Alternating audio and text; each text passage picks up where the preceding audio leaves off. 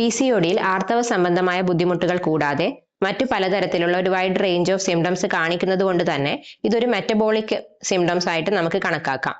അതുകൊണ്ട് തന്നെ ഇതിന്റെ ചികിത്സ കേവലം മരുന്നുകൾക്കപ്പുറത്തേക്ക് അതിന്റെ ഒപ്പം കൃത്യമായ വ്യായാമവും ആഹാര രീതികളും ഒക്കെ ഫോളോ ചെയ്തുകൊണ്ട് നമുക്ക് കറക്റ്റ് ചെയ്യാൻ സാധിക്കും. അതിൽ ആഹാര കാര്യത്തിൽ നമ്മൾ പ്രധാനമായും ശ്രദ്ധിക്കേണ്ടത് കാർബോഹൈഡ്രേറ്റ് കൂടുതലായിട്ടുള്ള ആഹാരങ്ങൾ, കൂടുതൽ ഷുഗർ കണ്ടന്റ് വരുന്ന ബേക്കറി ഐറ്റംസ്, ജങ്ക് ഫുഡ്സ് ഇവയൊക്കെ പൂർണ്ണമായും ഒഴിവാക്കുക. കൂടുതൽ ആഹാര സാധനങ്ങളിൽ ഉൾപ്പെടുത്തേണ്ടത് പെട്ടെന്ന് ദഹിക്കാൻ സാധിക്കുന്ന അല്ലെങ്കിൽ നമ്മുടെ മെറ്റബോളിസത്തിനെ അധികം ബാധിക്കാത്ത രീതിയിലുള്ള ഭക്ഷണങ്ങൾ ഉൾപ്പെടുത്തുക. കൂടാതെ വ്യായാമത്തെ ഒരു ജീവിതശൈലിയുടെ ഭാഗമാക്കുക.